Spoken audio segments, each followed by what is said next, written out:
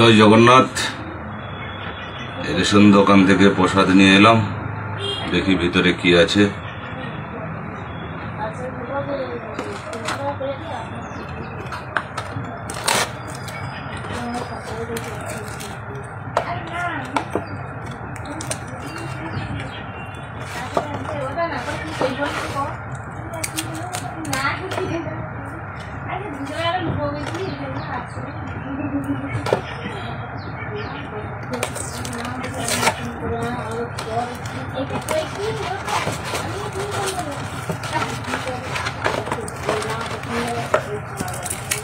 এমন করে চিঠিছে, কিছু তো নাই মনে হচ্ছে রে।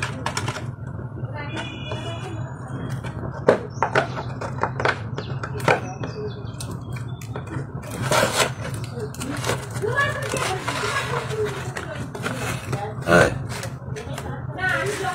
এতেও 2 নম্বরই দিদি, প্রসাদ তো নেই, শুধু একটা ফটো।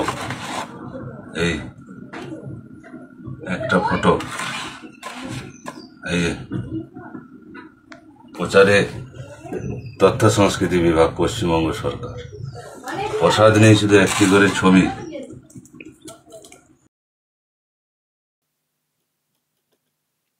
এতেও 2 নম্বরই প্রশ্ন তুলেছেন দর্শক। এই ভিডিও ভাইরাল হয়েছে, আমি জানি না কোথাকার ঘটনা, কে এই ব্যক্তি, কিন্তু সোশ্যাল মিডিয়াতে এটা এসছে যে উনি রেশন দোকান থেকে এটা এনেছেন জগন্নাথ ধামের মহাপ্রসাদ বলে। প্যাকেটটা খুব বড়, বেশ সুন্দর করা হয়েছে, কিন্তু ভিতরে একটা ছবি ছাড়া কিছু নেই।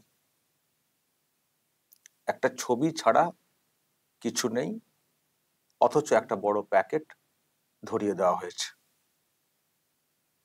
এটা কি প্রসাদ? জগন্নাথ ধামের মহাপ্রসাদ বলে বলা হচ্ছে, তো প্রসাদ কোথায়?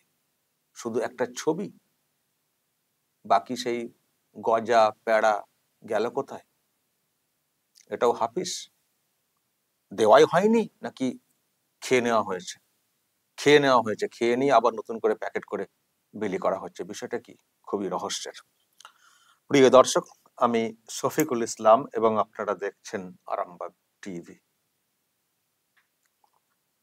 দীঘাতে জগন্নাথ মন্দির করা হয়েছে সরকারি খরচে, 250 কোটি টাকা খরচা করা হয়েছে। নিশ্চয়ই জানেন আপনারা, এইসব নিয়ে অনেক তর্ক বিতর্ক হয়েছে, আমরাও সেই সব নিয়ে অনেক কথা বলেছি।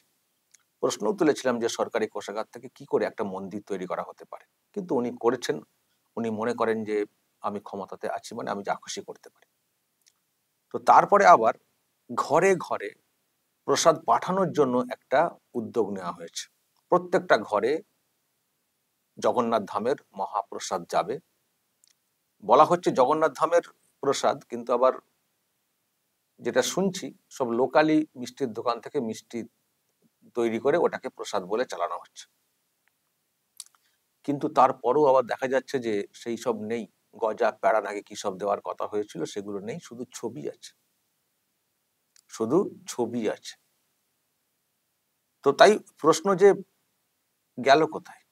একটা টাকা তো বরাদ্দ হচ্ছে, এবং একটা টাকা বলতে গোটা রাজ্যে পাঠানো হচ্ছে, তার মানে কত টাকা খরচ বুঝতে পারছেন?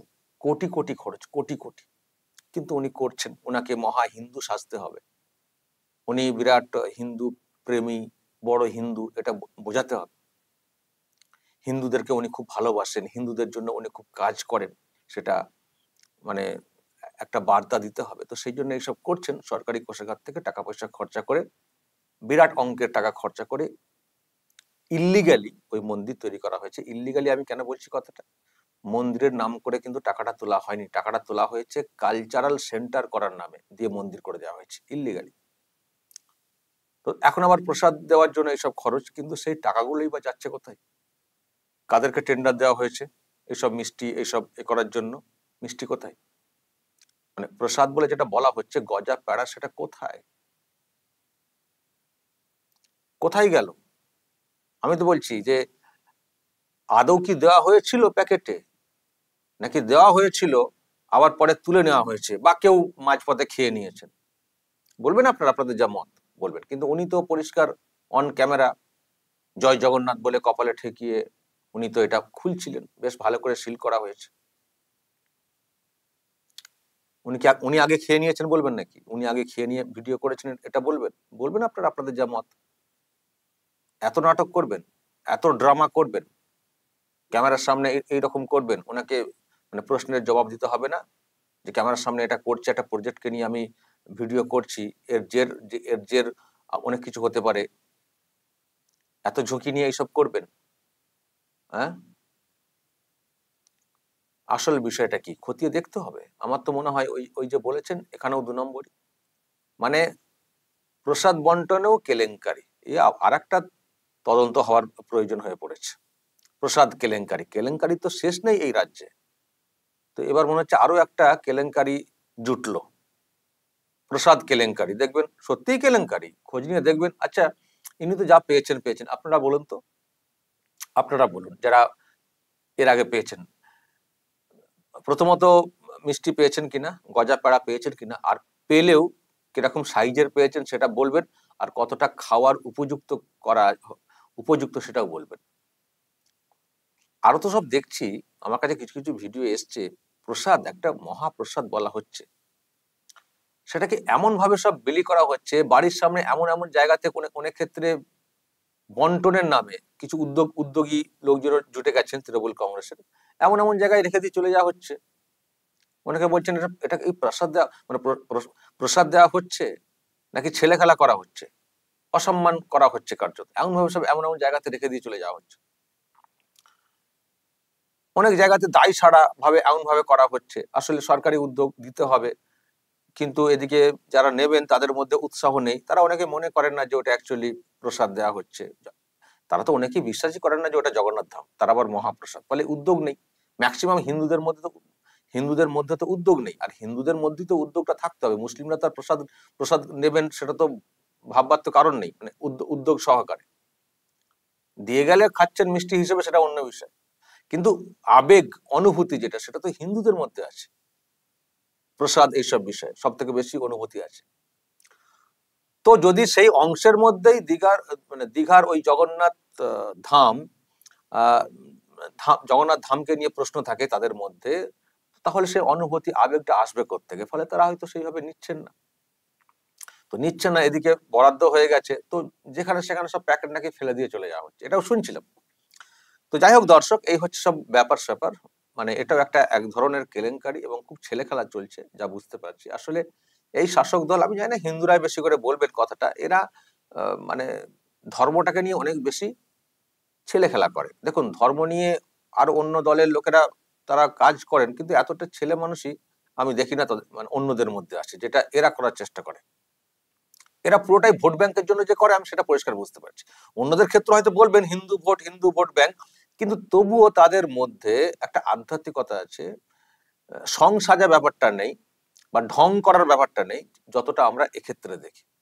তো প্রশ্ন রয়েছে, এবং প্রশ্ন রয়েছে বলেই তো দেখছেন আপনারা, কোনো সাড়া মিলছে কি? কোনো সাড়া মিলছে? এই যে এত বড় মন্দির করেছেন 250 কোটি খরচা করে, আবার কত কোটি খরচা করে প্রসাদ বন্টন হচ্ছে, কালকে যে রেজাল্ট আউট হয়েছে কালীগঞ্জে, হিন্দু ভোটে সেই রকম থাবা মানে বসাতে পেরেছে তৃণমূল কংগ্রেস? যা ছিল তাই আছে। তাহলে এত খরচা করে মন্দির করে প্রসাদ বন্টন করে কি লাভটা হচ্ছে?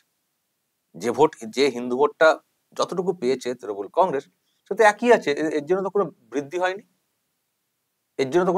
বরং হিসেব কষলে হয়তো দেখা যাবে কমেছে। টোটাল 72,000 সামথিং যে ভোট পড়েছে হিন্দু ভোট, ওখানে তো মুসলিম ভোট বেশি কালীগঞ্জে, ফলে তৃণমূল কংগ্রেস জিতে গেছে সহজে। কিন্তু হিন্দু ভোট যেটা রয়েছে ওখানে 72,000 প্রায়, তার মধ্যে 52,000 তো বিজেপি একা পেয়েছে, আর বাকি ভোট তো ভাগ হয়েছে, সিপিএম এ ভাগ হয়েছে, তৃণমূলে বা অন্যদের মধ্যে। একা 52,700 ভোট পেয়েছে বিজেপি। তো তাহলে এত এসব করে লাভটা কি হলো? তার মানে এটা খাচ্ছে না বঙ্গের হিন্দু সম্প্রদায়, খাচ্ছে না তৃণমূল কংগ্রেসের এইসব উদ্যোগকে। যদি ভোট ব্যাংকের জন্যই এটা করে থাকেন দিদিমণি, তাহলে বলবো সব জলে চলে গেল, পুরো ফ্লপ। এখনই যখন বুঝতে পারলাম, এখন তো টাটকা, এতেই কোনো আবেগ নেই, তো তার মানে আগামী যে নির্বাচন আসতে চলেছে সেখানেও এর কোনো প্রভাব পড়বে না। ফলে জানি না আবারও হিন্দুদের জন্য নতুন কি সব উদ্যোগ নেবেন দিদিমণি, কারণ এটা তো ফ্লপ হয়ে গেছে, এটা তো মানুষ নিচ্ছেন না, হিন্দু সম্প্রদায়ের মানুষ। ফলে হিন্দু ভোট টানতে আগামী দিনে আর কি সব উদ্যোগ নেওয়া হয় সেটাও দেখতে হবে।